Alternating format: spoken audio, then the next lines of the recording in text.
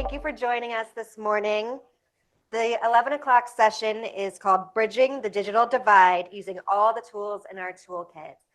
I'm your moderator, Katy Milner. I'm a partner here at Hogan Lovells, and I'm joined by an esteemed panel here of great speakers who have a lot of ideas about how to make sure this promise of broadband connectivity is delivered nationwide to the benefit of all. To my right is Evan Feinman, Director, Broadband Equity Access and Deployment, better known as the BEAD program. Next to him is Carl Guardino, Vice President, Government Affairs and Policy at Tirana. Then we have Svetlana Matt, Director, Public Policy at DISH. And Darren Accord, Director, U.S. Public Policy at Amazon. So thank you all for being here today to talk about this important topic. It's a pleasure to be on this panel with you.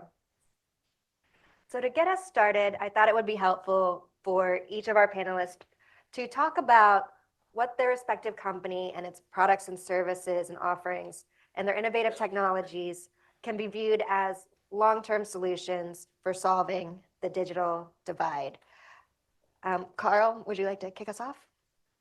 Thank you, and it's really an honor to be here. And I want to just start with a thank you to Evan and his team at NTIA and the federal program officers, who I think are just doing a great job to make this work with our state broadband offices and stakeholders. Appreciate it. It's two words you probably don't hear enough. Thank you. There are other words we hear more frequently. But not in polite company. And thank you. I'd love to answer your question. And if this works, since you asked about technology, I wanted to put this up. When I was growing up, we had the item on the left, the rotary phone. And now, of course, we are much more sophisticated in our communications methods. And that's the same with next generation fixed wireless. Our biggest challenge is helping people to understand that technology actually has advanced in very proven ways.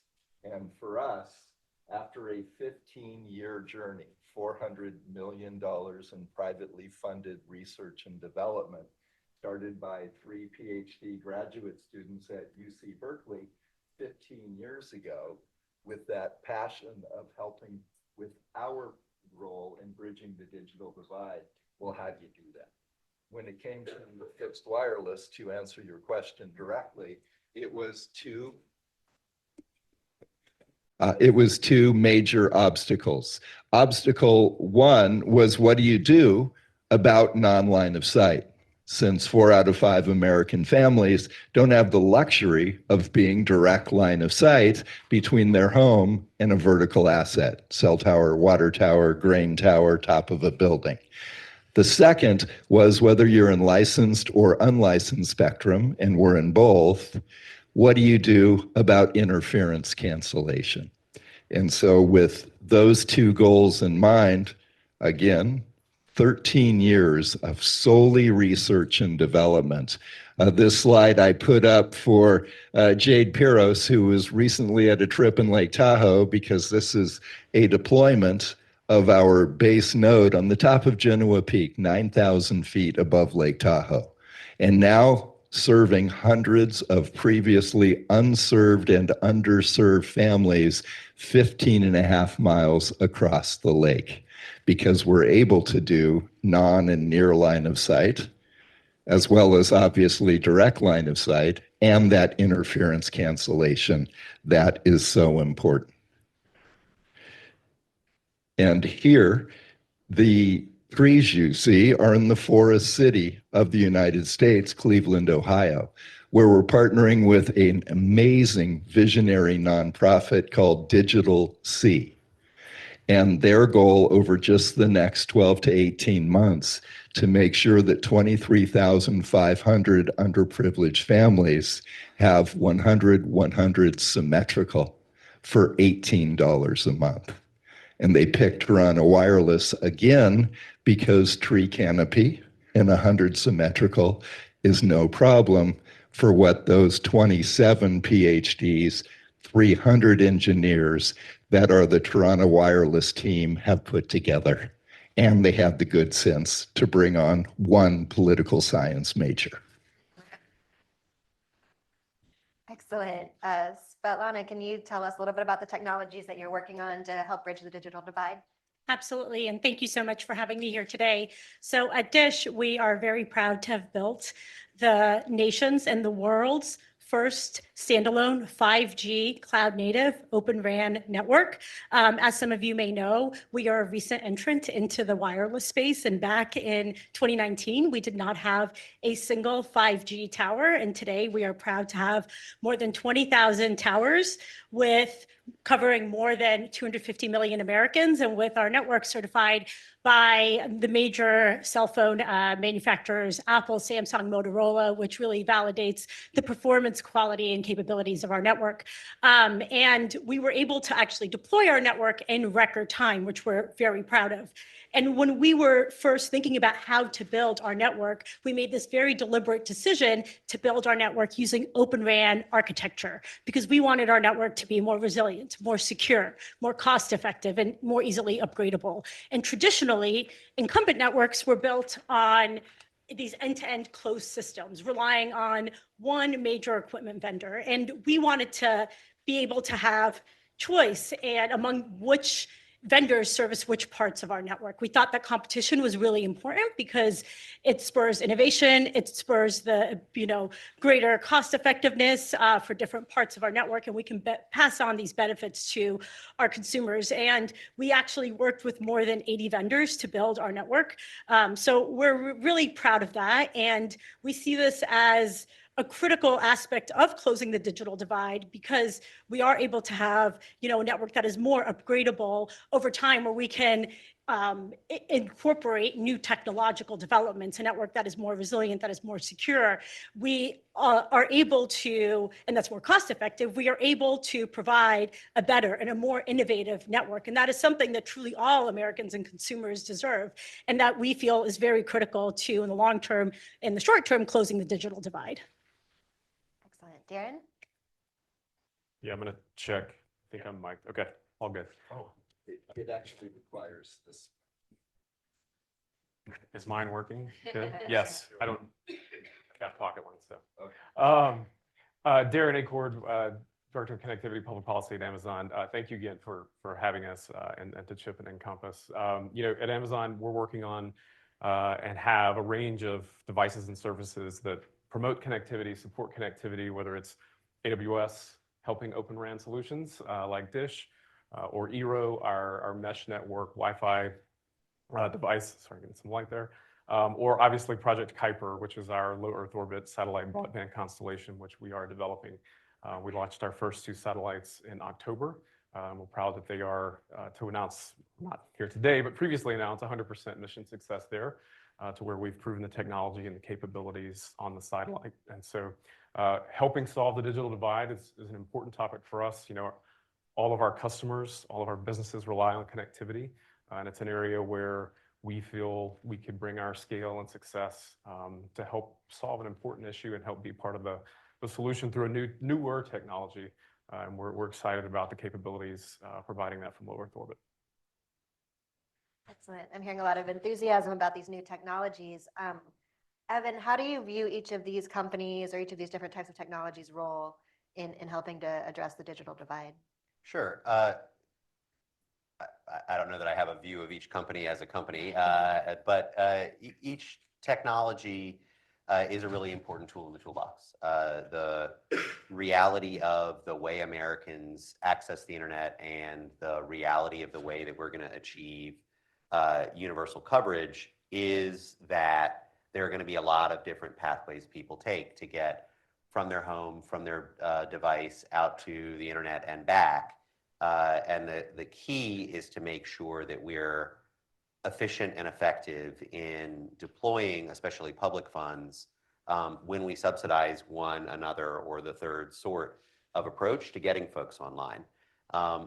One of the really strong aspects of the BEAD program, and one of the things that I think the Congress really got right, was that it asked us to define a priority project, which is an end-to-end fiber network, but then said, but also please create rule sets to support the use of the technology that makes the most sense, given the economics, topography, and population density and settlement patterns where we're building network. And so what we're going to see across the country as we drive toward program completion, and we're very much still in the car at this moment, but when we drive toward program completion, is every single American is going to have access to an affordable, reliable, high-speed internet connection. And that connection is going to be utilizing the technology that makes the most sense, given, again, the economics and physical realities of the location from which the internet is being accessed. And so I'm really excited that everybody who's committed to getting folks access to the internet, whether it be through satellite or wireless technology or coaxial or fiber networks, have really stepped up and are meeting the challenge of the moment, which is that this is a one-time program that spins up, spins down, and at the conclusion, everybody's online. And so we've gotten a really enthusiastic reception from all these folks, and we're trying to meet that enthusiasm on our side. It's great to see that combination of enthusiasm for new technologies and openness to new solutions, but also combined with the practical approach that you're taking, the economic-based approach. I'm wondering from the private sector side, in this landscape, what differentiates your company's solution, and how do you see the competitive landscape playing out? What's it going to take to really stand out in this next phase of broadband deployment? Darren, do you want to start?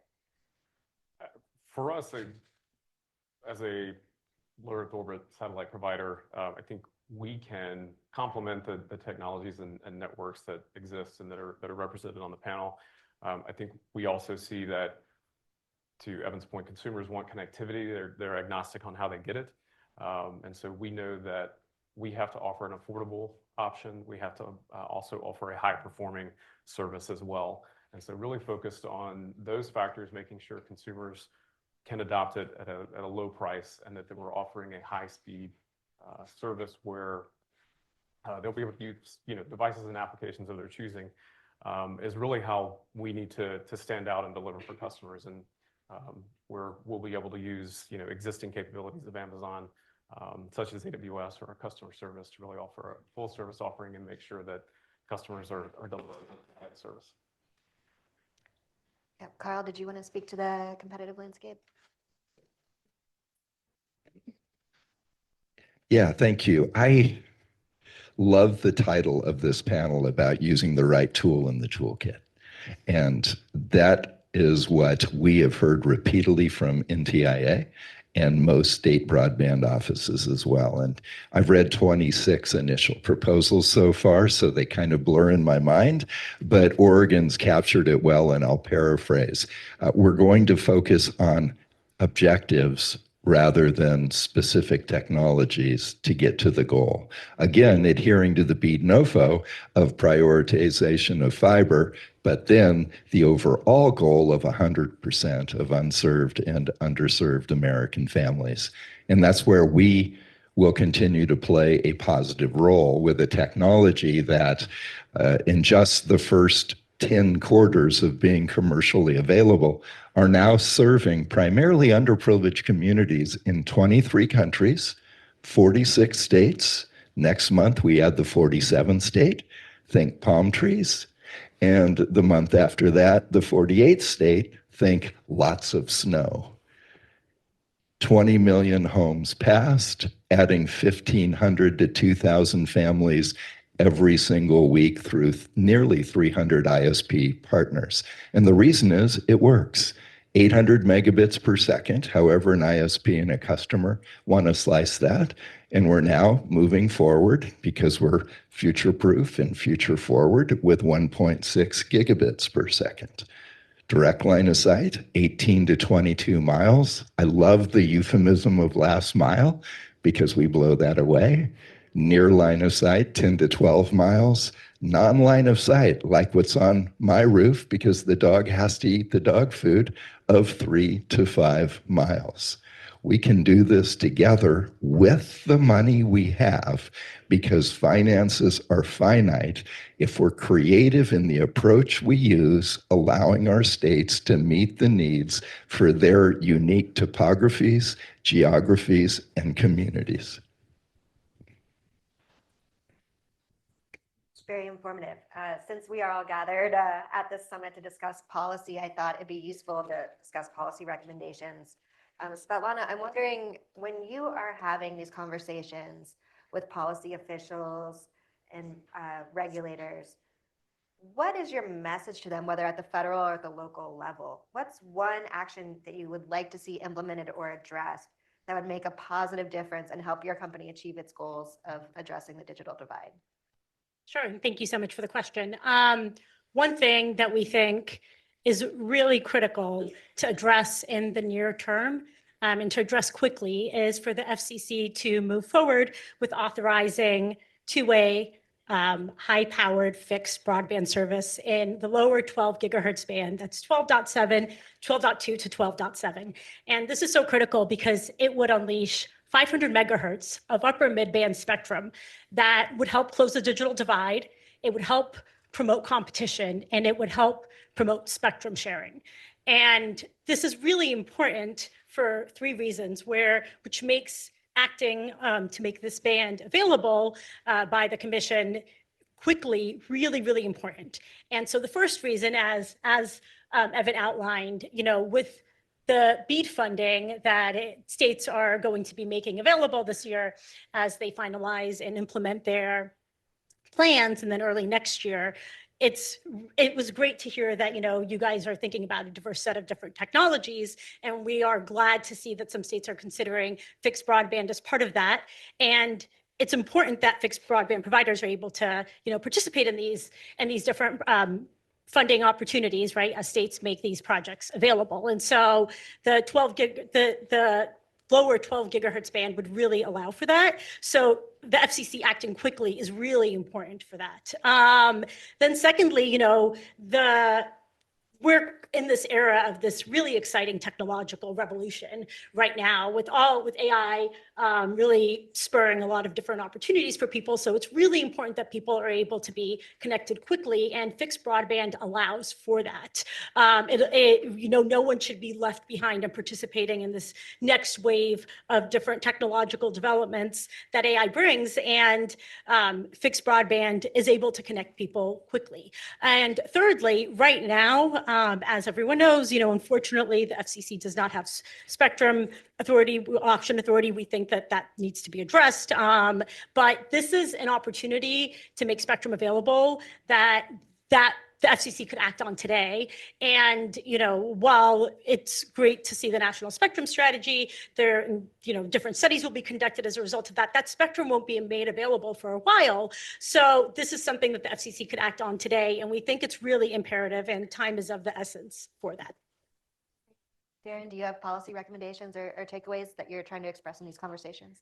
Sure. I think policy-wise, we want to make sure we want the federal government, state government as well, use all the tools, support all the tools, and so support LEO satellite capabilities as part of the solution, and don't favor one solution over the other. Specifically at the FCC, we really appreciate the work this commission has done to support the LEO sector, to support space capabilities, space communications under Chairwoman Rosa Morsel, and all the commissioners. Commissioner Carr has been a supporter as he's taken his car trips abroad, and so we really appreciate that. We want them to continue, promoting the industry with smart spectrum sharing rules, which they've done, completing the 17 gigahertz band specifically, or proceeding, I should say, completing this proceeding on spectrum sharing rules. Those are both great proceedings that they've taken that we would like to see completed, and just continue supporting the industry with the proceedings they're doing here and also abroad. We want to partner with the U.S. government to provide connectivity. And we're facing, challenges, geopolitical issues outside of the U.S. And we think the FCC, as well as the U.S. government, can be a strong supporter of this technology and capability. I'll be brief on this answer. We're often asked what we do for a living. We're rarely asked why we do it. And my why is to build stronger communities. And so what I will add to my colleagues from Dish and Amazon, and I agree with their comments, is we have to make sure that the ACP continues. So many millions of American families living on the edges cannot be cut off and put back on the losing end of the digital divide. So I hope that comes up later with the esteemed members of the House and Senate that will be here so that we can try to get that across the goal line and extend that vital program. And we would strongly echo that point. I expect we'll hear more echoes of that point today too.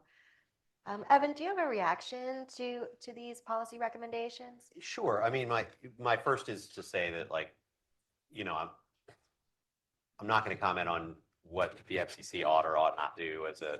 My colleagues over there, I think, are taking a thoughtful approach, and you know, I'll share a couple of thoughts though. First, you know, I think folks saw that the FCC announced that ACP will be expending funds for the last month in April. I think that's a deeply disappointing failure to allow that program to lapse, not just because of the many, many millions of Americans who were benefiting from it, but because selfishly, to the extent that my program success can be characterized that way, it's going to make my job a lot harder. The economics of rural networks became a lot worse when ACP was not authorized. And in fact, it is going to require recalculation on the part of ISPs about the economic, you know, what's the net present value of building infrastructure out to these areas, and how do we, you know, the money comes from one place or another, right? And so what we're going to need to do on our side is increase subsidy to try to continue to make that math problem pencil out for folks. But it's also going to kick a bunch more places into areas where the OpEx really could be negative in a way that even if we're paying for all the CapEx, you know, it's just going to be tougher to find partners, and we're going to need to find more mission-driven partners who can accommodate a lower rate of return. I'll also say, and you know, I don't think it's discussed often enough, I would exhort people who deal with state governments and people who are members of or represent state governments to be more thoughtful about what can be done at the state level. There are, and I have to be careful here because I want to be a good Fed, and we're not supposed to be telling states what to and not to do.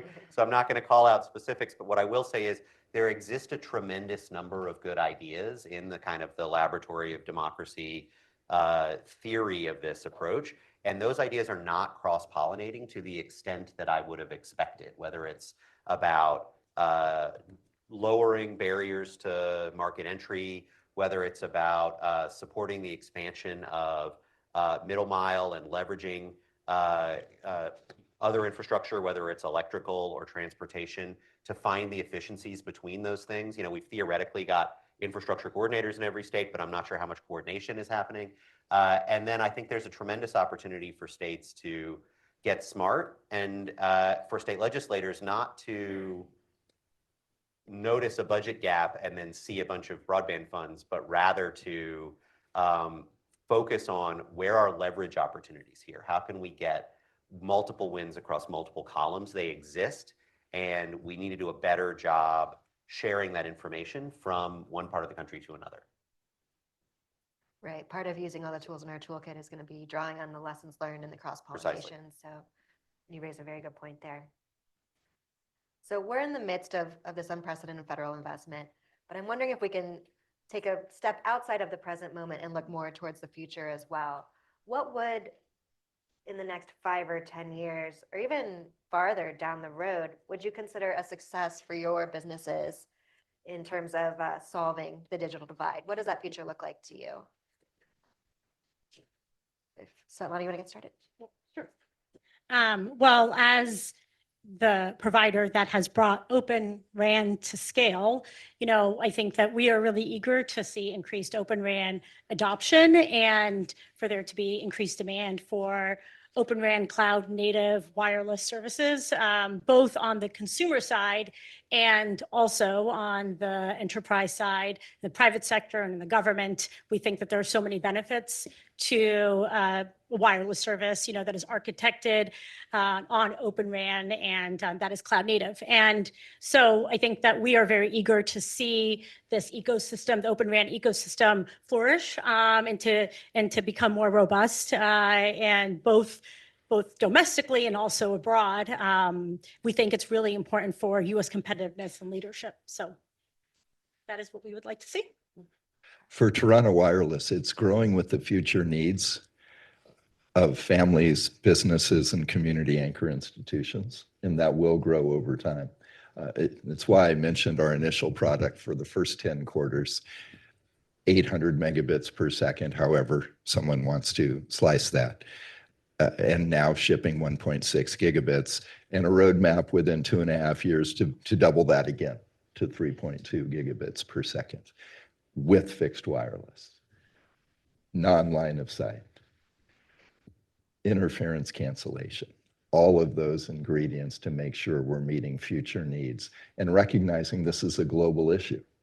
Our 3 founders who were immigrants to our country getting their PhDs, again at UC Berkeley, their PhD thesis was, how do we help impoverished villagers in Ghana, in Africa, where none of them were from? That was our first deployment. Ghana and Missouri, very similar. Those were our first 2 deployments because they kept their word. And it's why we're now in 23 countries where fixed wireless is often the preferred because fiber gets stolen so readily. So we need to, as this panel that I was so excited to be a part of, communicates the right tool for the job that is also future-proof and future-focused. Darren, what's your vision? Real brief, at Amazon, we're customer obsessed and long-term thinkers, and that's definitely, you can see that in Project Kuiper. And success, I think, in the out years looks like Kuiper connecting millions of customers around the world. Customers includes individual consumers in underserved and unserved communities, public institutions, public customers, schools, hospitals, et cetera, offering high quality, high speed service. We've announced our small compact devices to 100 megabits per second. Our devices you would have at your home, it's 400 megabits per second, and that's in locations that can be too costly or complex or face geographical challenges to have other solutions. And so providing that service to millions of customers in the years ahead will be a successful end result. I shouldn't say end, it'll continue on, and we'll keep connecting more people. So we're excited about the future for it. Well, if I could just say, Tirana and Dish already partner. Charlie Ergen, the head of Dish, is one of our earliest funders and partners. And with Amazon, our partnership is this. I have a 14-year-old daughter. The next time she orders 20 outfits, could you cancel the order, please? We'll get it there quickly. That's all I promise. No. Well, we clearly have lots of tools in the toolkit for the digital divide and other common internet issues. So I'd like to thank our panelists today. We could have gone on for longer, but I really appreciated everyone expressing their thoughts in this time we had. And thank you to Evan for giving us the government perspective as well. Thank you. Thank you.